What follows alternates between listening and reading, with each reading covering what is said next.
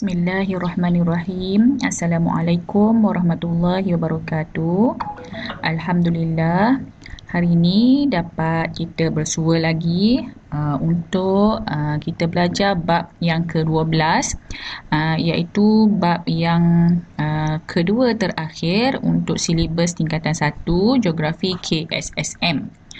Baiklah, hari ini kita akan sambung bab 12 iaitu sumber air untuk standard pembelajaran kita yang ketiga. Okey, minggu lepas kita dah tengok dua standard pembelajaran. Okey, anak-anak ingat balik apa yang dah cikgu ajarkan minggu lepas, iaitu mengenal pasti sumber-sumber air, jenis-jenis sumber air di Malaysia.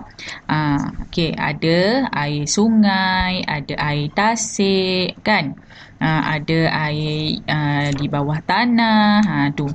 Itu ialah jenis sumber air kan. Okey, dan untuk 12.2 minggu lepas kita juga dah masuk pada punca-punca krisis air di Malaysia. Kita tak tengok negara lain, kita tengok di Malaysia sahaja. Okey, punca krisis air tu punca masalah air yang berlaku di Malaysia. Okey, antaranya sebab cuaca yang terlalu panas menyebabkan kemarau. Lepas tu ada pihak yang tak bertanggungjawab buang sampah ke dalam sungai tasik. Okey, jadi sungai tercemar. Okey, itu ialah punca-punca krisis air. Okey, ingat semula krisis tu ialah masalah air bersih. Okey, seterusnya hari ini kita akan masuk lagi ke standard pembelajaran kita yang ketiga. Okey, kita ada 4 standard pembelajaran kan untuk bab yang ke-12 ni. Yang ketiga ialah membincangkan kesan-kesan krisis air di Malaysia. Okey, dan yang keempat nanti kita akan masuk pada langkah-langkah nak kurangkan kesan-kesan ni. Sebab dah ada kesan, kita nak kenal pasti apa langkah-langkah nak mengurangkan masalah ni. Kesan-kesan ni ibaratnya kesan masalah tadilah, masalah krisis air tadi kepada kita. Okey, yang pertama ialah kekurangan air bersih.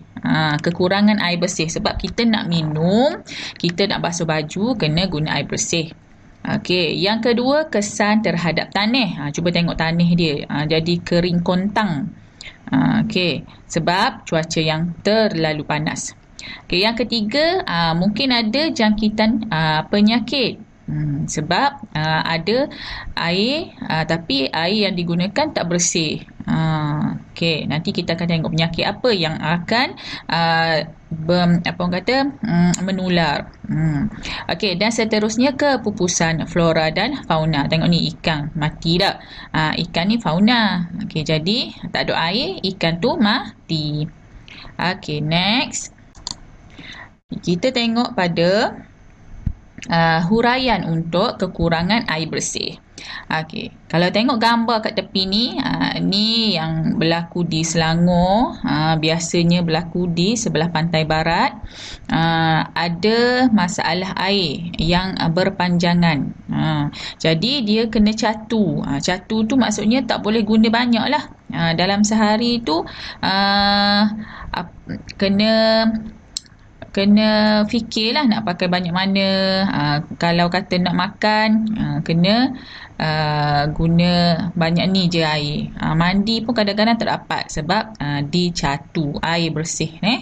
Jadi kalau air tak ada, jadi pihak berkuasa tempatan dia hantar ni lah, ni tangki air ni. Sama ada dia letak tangki di sini ataupun ada lori yang datang setiap hari. Ni. Okey, ni tong-tong yang disediakan untuk penduduk lah di tempat yang ada masalah bekalan air bersih. Jadi kekurangan air bersih ni dia akan mengganggu rutin seharian. Maksudnya kerja seharian penduduk. Kerja-kerja kita, makan, minum, mandi, banyak kita guna air kan. Okey, dan seterusnya dia akan memberi kesan yang negatif kepada aktiviti perindustrian. Nak dekat kilang-kilang pun nak pakai air. Okey, jadi kalau tak ada air ni, dia akan mengganggu kepada aktiviti-aktiviti di kilang yang memerlukan air tersebut. Okey. Sumber air yang terhad ni, maksudnya tak boleh guna sesuka hati. Okey, sebab tu menyebabkan catuan. Catuan air, catu. Dia datang daripada perkataan catu. Dicatu, tak boleh pakai sesuka hati. Dan ini akan menyusahkan pengguna. Menyusahkanlah. Sebab kita tak dapat nak guna air banyak yang kita suka.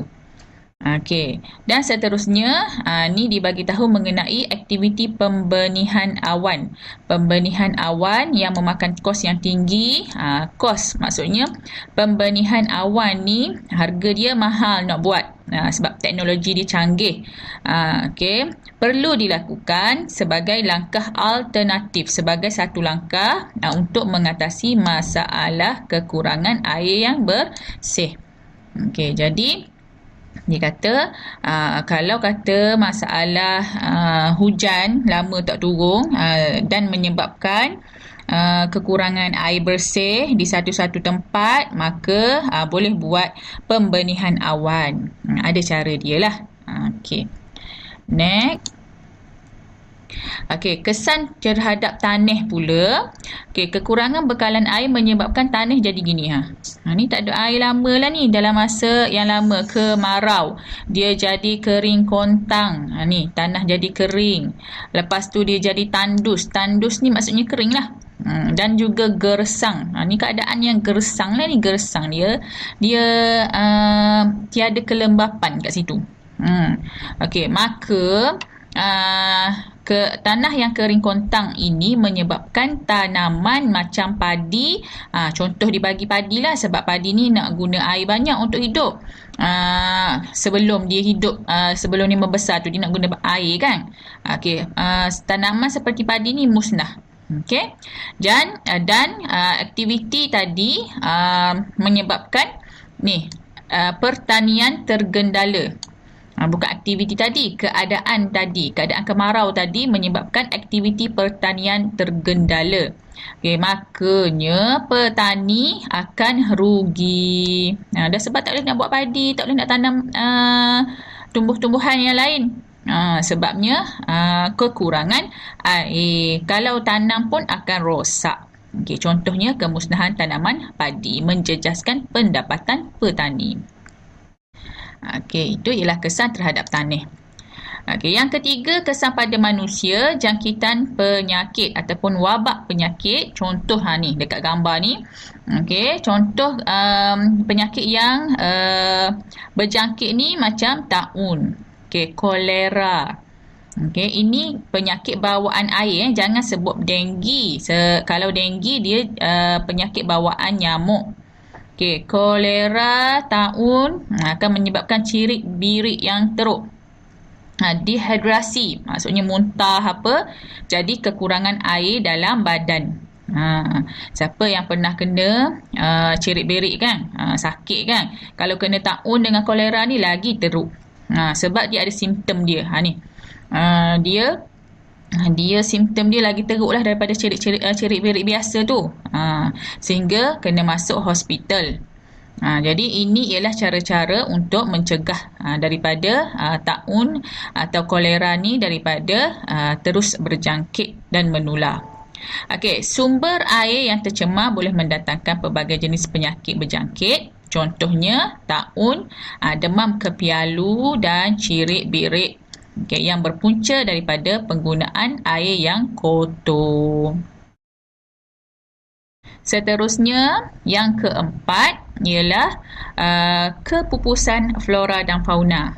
Yang tadi, yang tengok ikan mati tadi, ni kemungkinan kawasan ni dekat yang budak-budak ni duduk ni, kemungkinan di sini ialah tasik ataupun sungai sebelum ni. Tengok ni, ikan ni sebelum ni dia duduk dalam tanah tu. Tapi masa proses sungai tu mengering ataupun dalam tanah tu, ada jenis ikan dia duduk dalam tanah tu.